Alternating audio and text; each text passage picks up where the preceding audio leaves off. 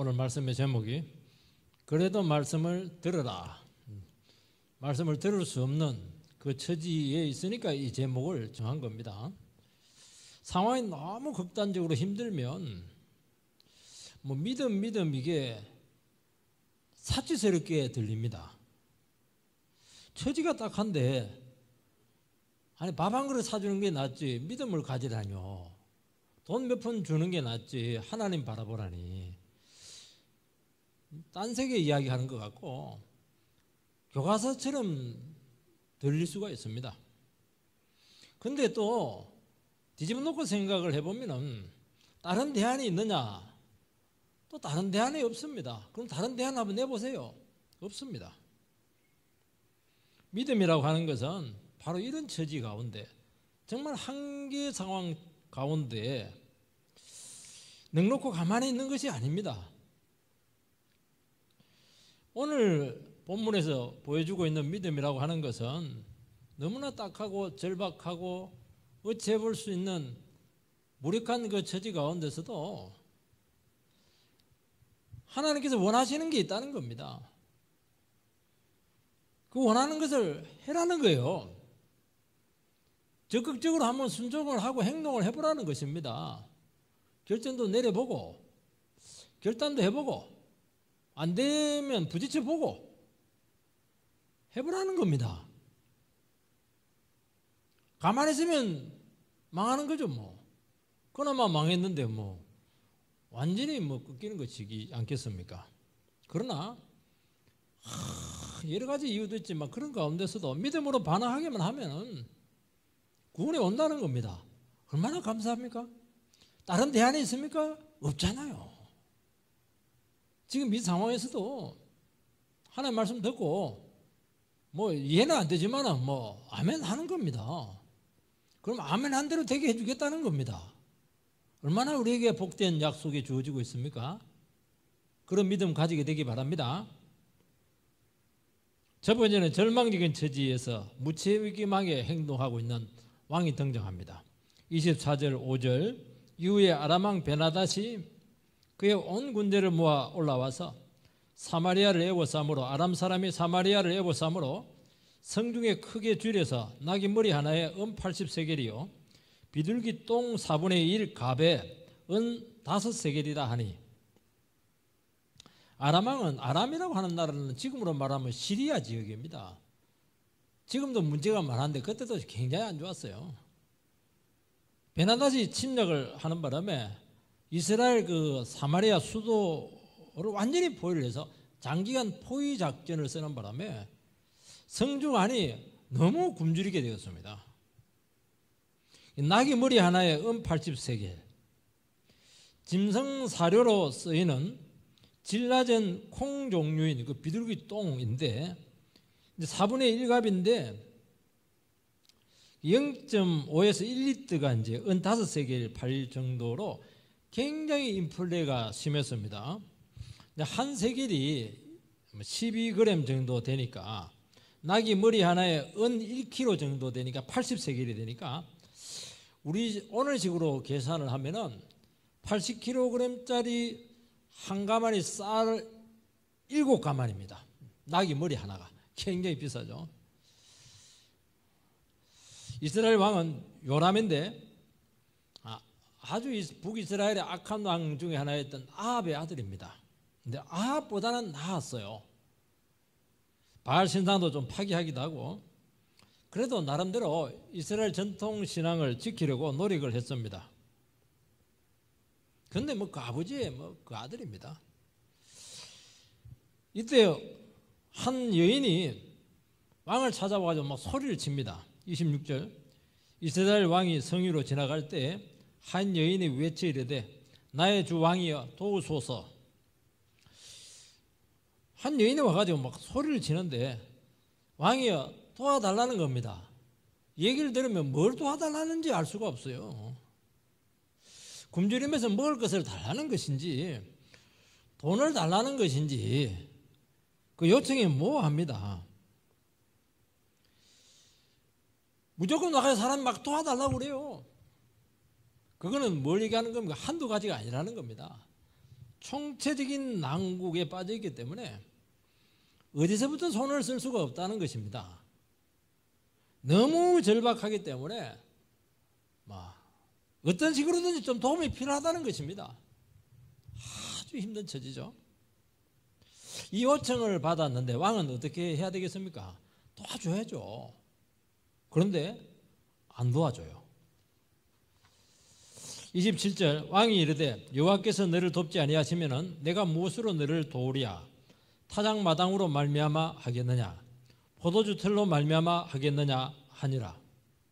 왕은 내가 도와줄 수 있는 것이 아무것도 없다고 말합니다. 맞을 수도 있고 틀릴 수도 있습니다. 하나님께서 도와주지 않는데 내가 할 수 있는 게 뭐가 있겠냐는 것입니다. 지금 하나님이 가만히 있는데 내가 할 수 있는 것이 없다는 것이죠. 이게 타작마당으로 말미암아 하겠느냐, 포도주 틀로 말미암아 하겠느냐. 그 당시 그 왕들의 일차적인 책임이 백성들을 등 따시고 배부르게 하는 겁니다. 그때나 지금이나 똑같아요. 잘 먹이고 농사 잘 되게 하고 경제가 잘 돌아가도록 하는 것이 통치자의 일차적인 책임입니다. 이스라엘의 요람 왕은 자기는 그와 같은 왕이 아니라는 겁니다. 이방 왕들과는 다르다는 겁니다. 왜냐하면 나는 하나님께서 기름 부어서 세운 왕이기 때문에 내 마음대로 할 수 없다는 겁니다. 누구 마음대로? 하나님 마음대로 해야 된다는 겁니다. 이걸 들으면 참 이스라엘 왕은 양심적이다. 사람이 그 신앙적이네. 야, 이런 절박한 처지 가운데서 하나님을 찾고 있네. 우리가 그렇게 생각할 수가 있습니다. 그러나 이스라엘 왕은 뭐 하는 사람입니까? 나라를 위기에서 수습할 일차적인 책임을 가지고 있습니다. 하나님께서 왜 왕을 기름 부어 세웠습니까? 하나님을 대신해서 하나님 나라에서 일어나는 모든 일들에 대해서 네가 위임을 했으니까, 내가 위임을 해줬으니까 그 위임자로서 마땅히 뭔가를 해라는 것입니다. 책임을 져라는 것입니다. 근데 너무 상황이 어렵고 곤란하니까 하나님께서 하지 않는데 내가 뭘 할 수 있겠느냐고. 그 말은 뭘 얘기하냐니까 나는 할 수 있는 게 없고 하나님이 하지 않으면 아무것도 못한다. 하나님께 책임을 떠넘기고 자기는 뒷짐지고 뒤로 물러서고 발뺌을 하는 것입니다. 신앙이 좋은 겁니까? 좋지 않는 것입니까? 신앙이 나쁜 것이죠. 왕은 이럴 때 어떻게 해야 되느냐? 위기 상황 가운데 하나님의 백성들은 위기 상황에서 믿음이 드러나거든요. 위기 상황 가운데 내 위기를 해결해야 될 최종적인 책임이 나한테 있구나. 그래서 그 문제에 개입해야 되죠. 그리고 결정을 내려야 돼요. 힘들고 어렵죠. 외로운 결정이지만 결정을 내려야 되는 겁니다. 그리고 행동을 해야 돼요. 처방을 내려야 되는 것입니다. 이것이 이스라엘 왕이 해야 될 1차적인 책임이라고 말씀하고 있습니다. 이때 이제 책임을 지고 감당을 하려고 하면은 진짜 믿음이 필요해요. 목숨을 결국 결단해야 됩니다. 왜냐니까 책임을 질 수가 없어요. 행동할 게 없어요. 지금 감당할 수 있는 능력이 없어요. 아무것도 없는 거예요. 믿을 수 있는 건 하나밖에 없어요. 하나님께서 나를 세웠다는 것입니다. 하나님께서 나를 세웠으니까 기도하면 들어주겠지. 믿음의 결단 내리면 주님께 도와주시겠지. 그거밖에 없는 거예요. 그거 믿고 해라는 거예요. 그런데 그 역할을 안 하고 그 부담을 떠넘깁니다. 하나님께로 떠넘깁니다. 그렇게 되면 어떻게 되겠습니까? 하나님께서 그 책임을 지긴 해요. 그렇지만은 그 순간 왕은 실제적인 왕으로서의 자격을 상실합니다. 이름은 왕으로 붙어 있어요. 그런데 실제적인 왕의 역할을 못하는 거예요. 자격 상실. 그게 무서운 겁니다. 집안에 어려운 문제가 생겼습니다. 그러면 1차적인 책임자가 누굽니까? 가장이 져야 되는 것입니다. 가장의 책임을 지고 뭐 돈을 끌어오든지 아니면 노가다를 하든지 뭐 뭔가를 해가지고 먹여야 될 거 아니겠습니까? 빚을 갚든지. 손발을 벗고 나서서 해결을 해야 되지 않겠습니까? 그래서 가장으로 세워놓지 않았겠습니까? 그런데 하나님께서 일 안 하시는데 내가 어떻게 할 수 있겠는가? 도서관에 가가지고 성경이나 하루 종일 읽고 있고 말이에요. 그거 보지 말라는 건 아니죠. 현실을 방치를 해버리고 그냥만 내 영성이라고 관리해야 되겠다. 그렇게 하면서 입에 발린 소리를 하고 이렇게 하면, 그러면 어떻게 되느냐? 가장은 가장이에요. 그렇지만은 그 가정에서 가장의 자격을 상실합니다. 하나님도 상실시키고 그 집에서도 실제적인 가장이 아니에요. 우리나라에서는 남편들이 가장 역할을 못해가지고 이름은 아버지인데 실제 가정의 가장은 엄마들이 너무 많았어요. 엄마들이 전부 다 책임을 졌거든. 책임지는 사람이 가장이지 뭐. 세상에서도 마찬가지예요. 이것은 고부간의 갈등이 생겼습니다. 정말 이때 아들의 역할, 아내의 역할이, 남편의 역할이 힘들어요. 중간에 딱 끼어가지고 엄마 편을 들 수도 없고 우리 집사람 편을 들 수도 없고 정말 어려운 문제죠. 부인 편을 들으면 애패야 됐다 그러고, 엄마 편 들으면 부인이 막 공격을 하고 막. 어떻게 해야 됩니까? 끼어가지고 막 꼼짝을 못해요. 가만히 있어요. 세워라 내워라 하고 시간 가면 해결되겠지. 시간 가면 해결됩니까? 골만 더 피는 겁니다. 그러면 어떻게 됩니까? 부인한테는 남편 자격 상실, 어머니에게는 아들 자격 상실 딱 되는 거예요. 그 사람은 취급을 받지 못하는 것입니다. 이해가 되든 이해되지 않든 내가 이 문제에 대한 1차적인 책임자구나. 그 개입을 해야 돼요. 그래서 엄마가 잘못한 건 엄마가 잘못하고 얘기하고, 아내가 잘못한 건 아내가 잘못했다 이야기를 하고, 처방을 내리고 성기적으로 수습을 해야 돼요. 안 따르면, 성기적인 수습을 했는데 안 따르면 그 사람 책임인 것이죠. 자기가 책임을 안 해버리면 모든 책임을 자기가 뒤집어 써야 돼요. 그리고 자격 상실입니다. 취급을 못 받죠. 존경을 받을 수 있겠습니까? 못 받는 거예요. 하나님께서 기도하면 다 해결해 주시고 문제를 그렇게 비껴갈 수가 있다고 생각을 하니까 문제라는 겁니다.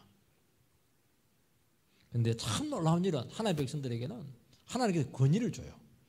내가 책임을 져야 되겠다. 내가 이 믿음으로 이 문제를 돌파해야 되겠다. 그렇게 딱 나서면은 하나님께서 힘을 딱 실어줍니다. 그때부터 사람이 달라져요. 벌써 말빨이 서기 시작합니다. 그리고 도와주세요. 지혜를 줘요. 능력을 줘요. 기가 막히게 다 살려냅니다. 이게 하나님 백성들에게 주신 권세죠. 그걸 지금 이야기하고 있는데 이스라엘 왕이 그걸 못하고 있는 겁니다. 왜요? 믿음이 없었거든요. 두 번째는 책임을 피할 수 없는 문제에 직면을 합니다. 28절 29절 또 이르되 무슨 일이냐? 여인이 대답하되 이 여인이 내게 이르기를 내 아들을 내놓아라. 우리가 오늘 먹고 내일은 내 아들을 먹자 하며 우리가 드디어 내 아들을 삶아 먹었더니 이튿날에 내가 그 여인에게 이르되 내 아들을 내놓아라. 우리가 먹으리라 하나 그가 그의 아들을 숨겼나이다 하는지라. 참 기가 막힌 일이 하나님 나라에서 생겼습니다. 한 여인이 또 재판을 요구를 합니다. 이 여인은 또 다른 여인이에요. 두 여인이 너무 굶주려가지고 먼저 내 아이 삶아 먹을 테니까 다음 날에는 네 아이 삶아 먹자 이렇게 했는데, 내 아이는 삶아 먹어놓고는 다음 날 네 아이 삶아 먹자 이러니까 숨겨놓고 발뺌을 했다는 겁니다. 세상에 이런 기가 막힌 일이 어디에 있어요? 왜 왕 앞에 나왔습니까? 최종 재판자가 왕이거든요. 이 잔악한 일에 대해서 왕은 어떻게 반응을 해야 되겠습니까? 판결을 내리고 형벌을 줘야 되는 것입니다. 살인죄죠. 판결을 내려야 돼요. 둘 다 지금 책임이 있는 것이죠. 그런데 그는 또 물러섭니다. 아무것도 못하고 또 사실은 할 수 없어요. 믿음이라는 건 무서워요. 믿음으로 반응할 수 있는 기회가 있을 때 반응을 해버리면 믿음이 커져가지고 더 큰 어려움도 해결하거든요. 근데 믿음으로 반응할 기회가 있었는데도 불구하고 물러서 버리면 점점 반응할 수 있는 능력이 없어지는 겁니다. 빈익빈 부익부예요. 의인은 오직 믿음으로 말미암아 살리라. 계속 믿음으로 나가야 되는 것입니다. 아무것도 못해요. 이 최악의 상황에서 누구 편을 들어줘야 되는 것이요? 편을 못 들어주죠. 그 자체가 폐악적인 일인데요. 아예 쌀만 먹은 이 폐악적인 사태를 탓할 수도 없고 그것도 허용할 수도 없는 거예요. 기가 막힌 지금 문제가 터진 겁니다. 이때 왕은 너무너무 무력해집니다. 무력감을 느끼는 겁니다. 스스로 이제는 하나님께서 그전에 폐위시켜 버렸는데 이제는 자기 스스로 자기가 왕하고 싶지 않은 거예요. 이 정도 되면은 이게 할 수 있는 게 아무것도 없는 게 지금. 이 폐약 행위가 합의하에 의도적으로 지금 이루어지고 있지 않습니까? 참 이것을 보면요. 아무리 하나님을 믿는다고 하고 하나님 나라라고 하고 이렇게 하지만은 극단적인 위기와 굶주림에 빠지면은 악마로 바뀔 수가 있습니까? 없습니까? 바뀔 수 있습니다. 교회도 마찬가지예요. 그렇게 믿음 좋고 이렇게 하더라도요. 교회가 너무 처참하게 깨지고 이렇게 하면요. 와, 악마들 많습니다. 최악마, 김악마, 정악마 뭐 정말 악마들 많아요. 이런 상황에서 뭐 사랑이 어떻고 뭐 정의가 어떻고 그거는 사치입니다. 하나님도 없어요. 하나님은 이미 옛날에 그것도 치워버렸습니다. 이런 곳에서 무슨 믿음을 말할 수가 있겠습니까?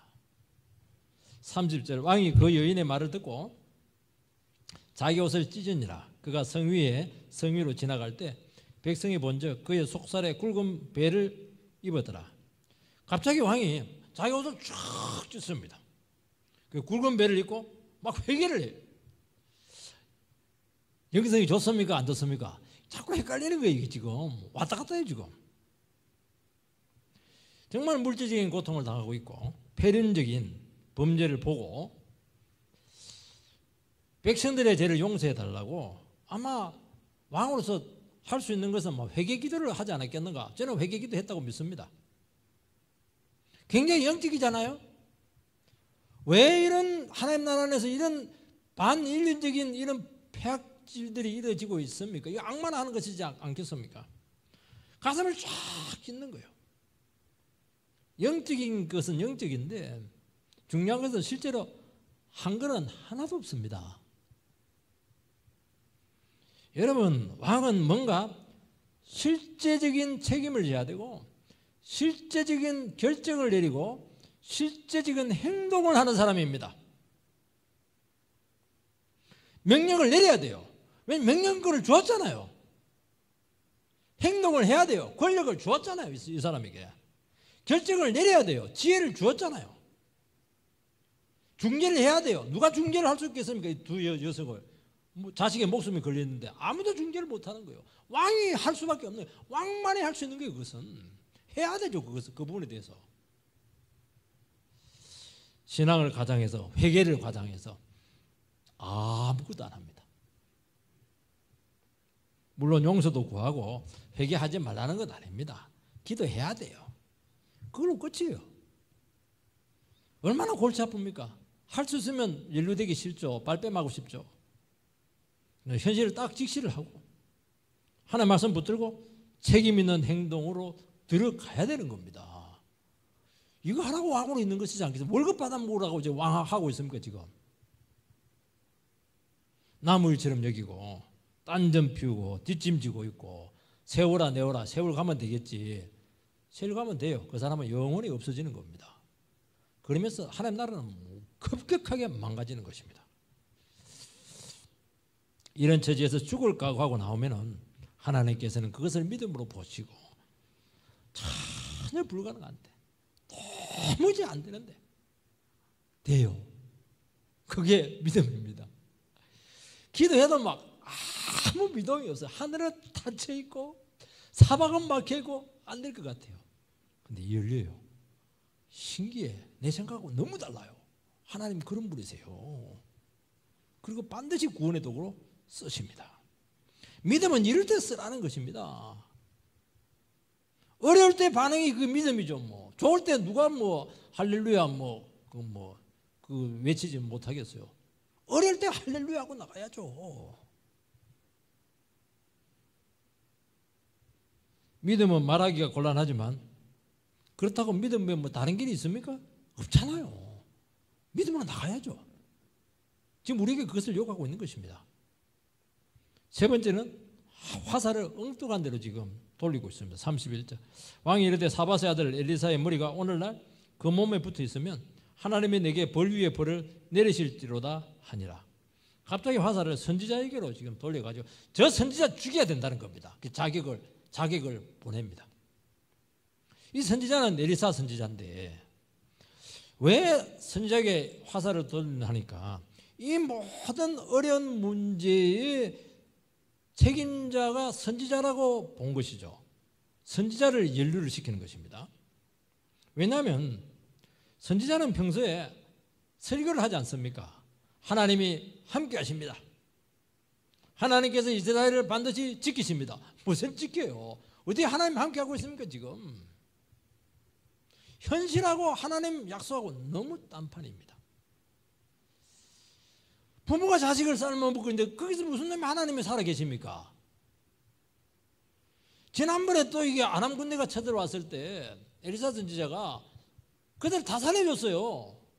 아니 그때 말이지 그 다 죽여가지고 그래 버렸으면 뭐 침략 안 했을 텐데 그 이게 또 화근이 되었던 것입니다. 왜 엘리사 선지자가 살려주었습니까? 살려주는 게 그게 강한 거거든요.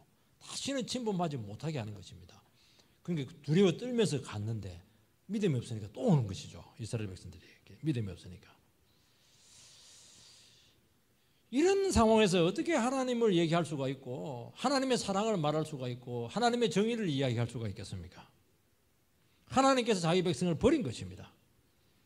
그렇게 가만히 생각을 하니까 왕이 참을 수가 없어. 참을 수가. 그래서 결론을 내립니다. 이 재앙이 여호와로부터 말미암는다. 이제 본색이 드러났죠.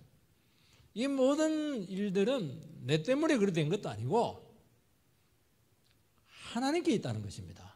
하나님께 있다고 하는 것은 선지자에게 있다는 것이고 주의 종에게 있다는 것이죠. 오늘 우리들의 현실이 약속과 다를 때 우리는 신앙적인 위기를 겪게 됩니다. 참다.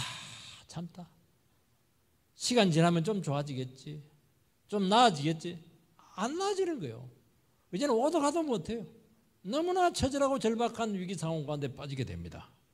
그때 우리 마음을 잘 지켜야 됩니다.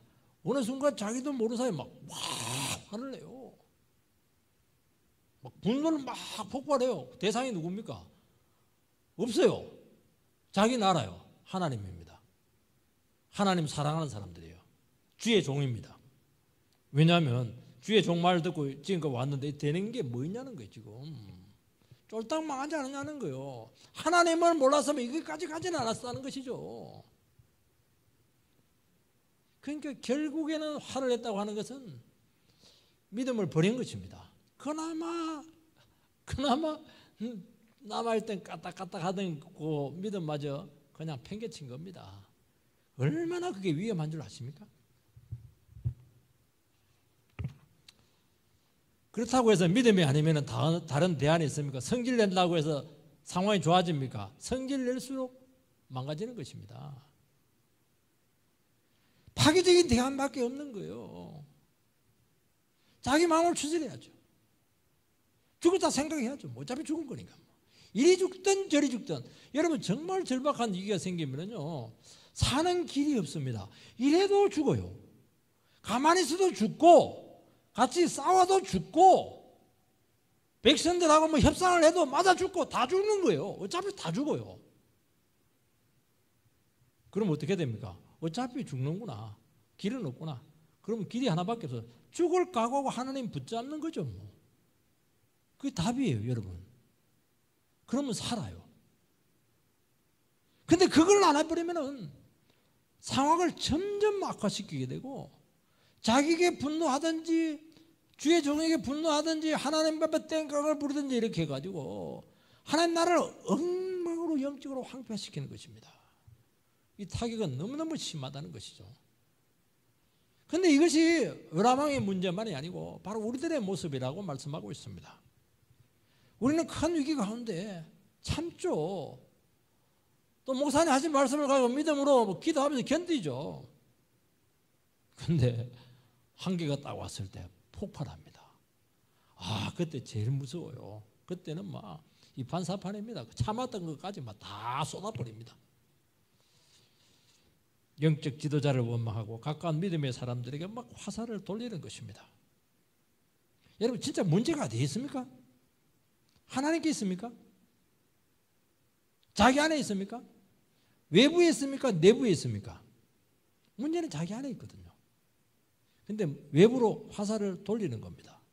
외부는 다양하게 될 수가 있는 거예요. 사실은 문제의 근원은 영적인 1차적인 책임을 지고 있는 왕이 하나님을 의지하지 않은 거예요. 우상을 숭배한 거예요. 그리고 영혼에 대해서 신실하지 않은 거예요. 백성들에게 기도시키지 않은 거예요. 영적으로 깨어있지 못하게 한 거예요. 그 왕이 해야 될 것인데 그걸 안 한 거예요. 결국에는 신뢰와 맡김의 문제입니다. 과연 하나님 신뢰하고 있느냐? 이스라엘의 운명을 하나님께 맡기고 있었느냐? 이 부분에 대해서 불분명했던 것입니다. 자기에게 책임이 있는 거예요. 그거 하라고 왕 세워놨는데 그걸 안 한 겁니다. 직무유기죠. 처벌해야 돼요. 여러분 이 나라를 이꼴로 만든 장본인이 왕입니다. 선지자도 아니고 하나님도 아니세요.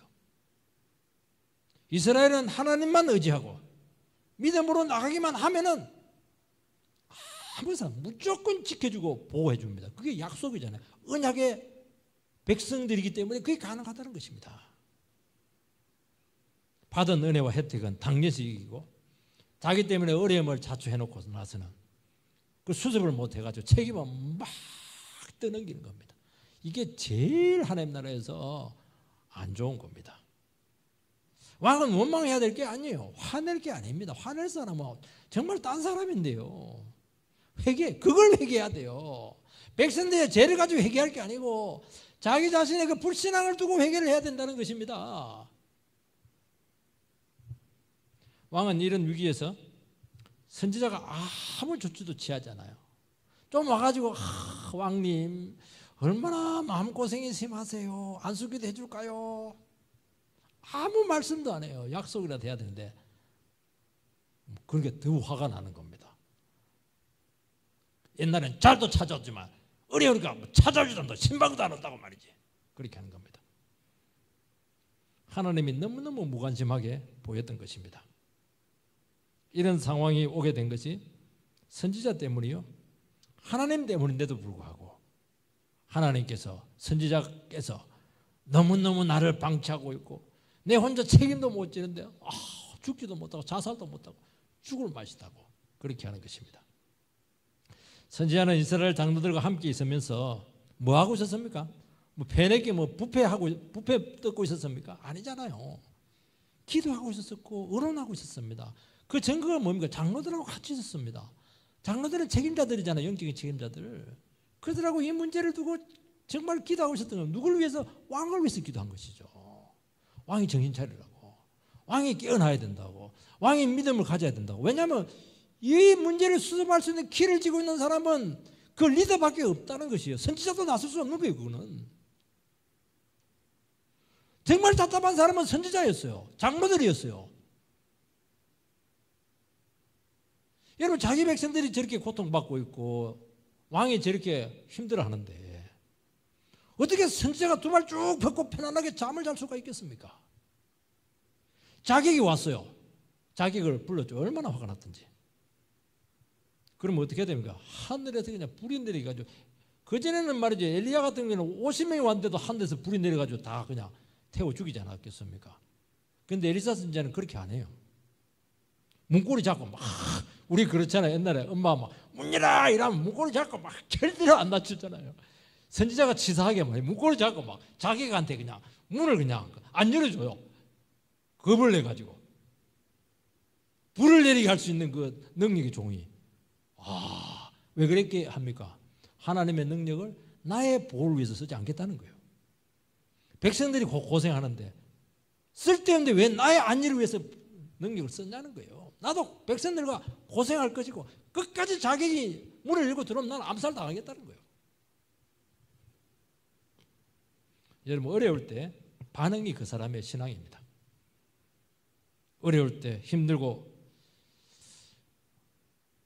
때 막 원망하고 하고 안 될 말 하고 그러면 그 사람의 신앙이 굳어난 것이죠. 그게 그 사람의 신앙입니다. 좋을 때는 뭐 누가 뭐 좋은 말 못합니까? 제가 아는 목사님은 막 어릴 때 하는 말이 그 사람의 신앙이라고 막 이상한 짓 막 이렇게 하고 이렇게 하는데 막 말을 참아라고 늘 그렇게 이야기를 해요. 우라질 막 이러면 저라질 이러면 그 정말 우라질 신앙이라고 그렇게 하는데 그분은 늘 브라질 이렇게 하라고 얘기해요. 브라질 신앙이라고. 브라질 하는 거는 괜찮으니까. 여러분 절박한 처지에서 할 수 있는 범위 안에서 책임을 다하고 하나님을 의지하면 인정받습니다. 이게 믿음이에요. 이거. 하나님은 구원하시기 전에 반드시 우리의 중심을 달아보십니다. 네 번째는 하나님의 처방입니다. 1절 말씀 읽어보면 엘리사가 이르되 여호와의 말씀을 들을지어다. 여호와께서 이르시되 내일 이맘때 사마리아 성문에서 고운 밀가루 한 서알을 한 세겔로 매매하고 보루 두 서알을 한 세겔로 매매하리라 하셨느니라. 선지자가 왕에게 내린 처방은 문고리 잡고 딱 합니다. 왕이 이제 자격을 먼저 보내고 왕은 뒤에 따라왔어요. 따라와요 또. 따라와요. 이거 갈 데가 없었던가 봐요. 선자에 와가지고 뭔가 그래도 좀 듣고 싶었던가 봐요. 처방이 뭐냐? 내일 이맘때 24시간 후에 성안이 평상시처럼 회복될 것이다. 고운 밀가루 한 서에 한 세겔로 매매될 것이라고 하는 것은 경제가 정상화된다는 것이죠. 상황이 종결이 되었다는 겁니다. 그런데 이 처방에 대해서 믿을 수가 있겠습니까? 너무 비현실적인 처방입니다. 선지자는 설명하지 않아요. 어떻게 해요? 누가 뭐 공급을 해줍니까? 아니면 하늘에서 떨어지면 그것도 없어요. 그런데 그 얘기면 내일 이맘때 다 문제 처리되니까 걱정하지 마라 그 얘기만 하는 겁니다. 하나님의 말씀을 인정머리 없이 그냥 사정 없이 그냥 객관적으로만 이야기하는 겁니다. 구체적인 해결책이 없어요. 돈을 빌려온다든지 내가 책임져 줄게 그거 없어요 지금. 여러분 우리가 절박한 처지에서 예배 자리로 하나님께 나갑니다. 그럼 하나님께서 뭐라고 얘기합니까? 일주일 동안 너무 고생 많았지. 빚쟁이 때문에 너무 얼마나 쫓아다녔어. 그래 이해. 그럼 얼마나 좋겠어. 그 말이라도 해주면 좋아요. 걱정하지 마. 내가 빚 문제 다 해결해 줄게. 그 말 해주면 얼마나 좋겠어요. 그런 말 안 해요. 늘 듣던 객관적인 진리만 딱 선포합니다. 왜냐하면 하나님은 늘 동일하십니다. 그 말은 뭐냐니까 네 상황이 아무리 절박하고 어렵더라도 지금 이 순간 선포되고 증거되고 있는 이 말씀을 들어야 된다는 것입니다. 그걸 들으면 어떻게 해야 됩니까? 자기 생각 싹 내려놔야 돼요. 걱정 다 내려놔야 돼요. 자기 방책대로 머리 막 돌아가는 게 막 다 내려놔야 돼요. 문제는 나에게 있는 그 어려운 문제들은 하나님의 때 하나님의 방법으로 해결해 주겠다는 거 언제? 하루 만에 끝내주겠다는 겁니다. 우리는 그게 중요한데 하나님은 그게 안 중요해요. 하나님은 간단히 끝낸다는 겁니다. 중요한 것은 우리의 중심이고 태도라고 말씀하고 있습니다. 나의 영적인 상태고 바닥난 내 믿음의 상태라는 거예요. 하나님과의 관계의 문제라는 것입니다. 그렇게 어렵다고 해서 그렇게 원망불평하고 그렇게 화를 내고 그렇게 긴장하고 옆에 사람 달달달달 볶고 이렇게 하는데 거기에 무슨 내가 응답을 주겠냐고 말씀하고 있는 것입니다. 지금 이런 딱하고 힘든 처지 가운데서도 내 자신을 온전히 내려놓고 내 한 분만을 의지할 수 있겠는가? 하나님 말씀만 붙을 수 있겠는가? 그걸 지금 도전하고 있는 것입니다. 쫄딱 망했어요. 정말 지푸라기라도 잡으려는 심정으로 예배 자리에 나왔습니다. 오니까 아니 사탕이라도 하나 주든지 껌이라도 하나 씻게 하든지 하는 텐데 아무것도 없어요. 하나님 말씀만 의지해라. 그게 답입니다. 속이 활딱 미쳐버리죠. 실망을 넘어서 가지고 입에서 막 좋은 소리 나올 수 없습니다. 하나님께서는 모든 것을 다 내려놓고 지금 이 순간, 이 절박한 순간 내가 지금 선포하고 있는 이 하나님의 말씀을 다시 한 번 더 네가 붙잡을 수 있겠는가? 그 도전을 지금 또 다시 하고 있는 것입니다.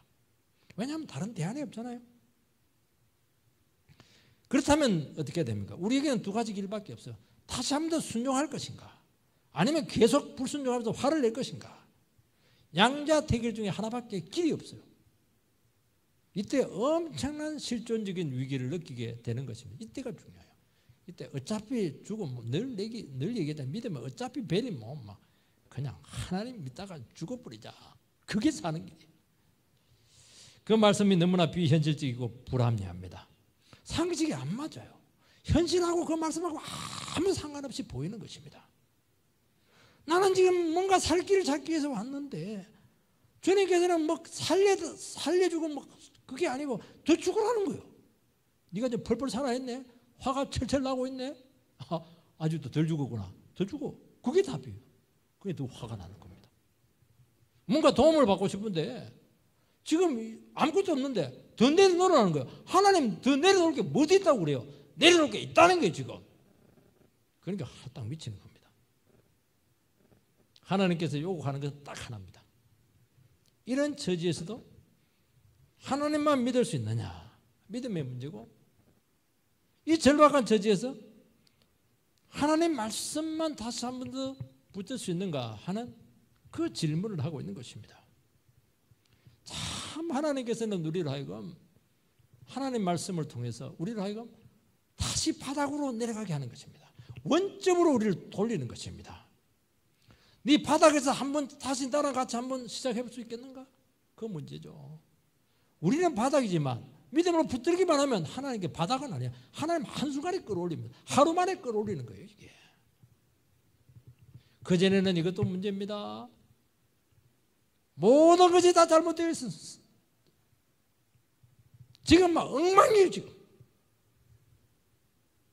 하나님께서는 그 상황이 문제가 아니고 정말 엉망이고 문제가 되는 것은 네 자신이라고 지금 이야기하고 있는 것입니다.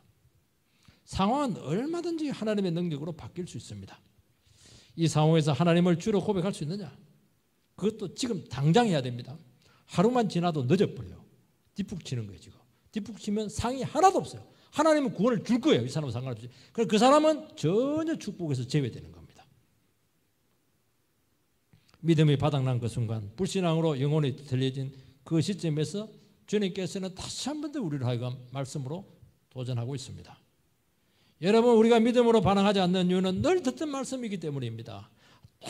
그 말씀이세요 하나님 아버지.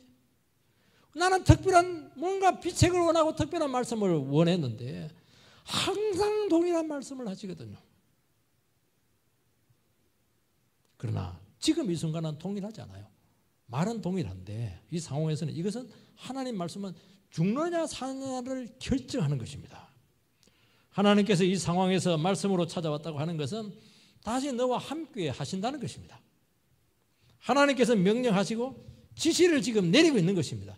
순종하면 살고 거부하면 여기는 바로 저주입니다. 하나님은 우리가 잘 믿도록 설득하지 않아요. 기적도 주지 않아요. 말씀만 딱 합니다. 너무 냉정해요. 믿음으로 반응할 때 내가 붙들고 있던 모든 것이 포기가 되는 것입니다. 나는 다 버렸다고 생각했는데 안 버렸어요. 지 생각 그대로 갖고 있는 거예요. 지 신앙 그대로 갖고 있는 거예요. 그거. 지 방법 다 가지고 지 생각 다 가지고 있는 거예요 지금. 그때 하나님 축복해 주면 어떻게 합니까? 하나님도 뭐 별거 없네. 계속 하나님 이용할 겁니다. 하나님 안 속아요. 한두 번 속아야 말이지. 절대로 안 속아요. 말씀의 상황을 우리가 새롭게 보게 하고 조정할 것입니다. 그런 믿음이 생길 것입니다.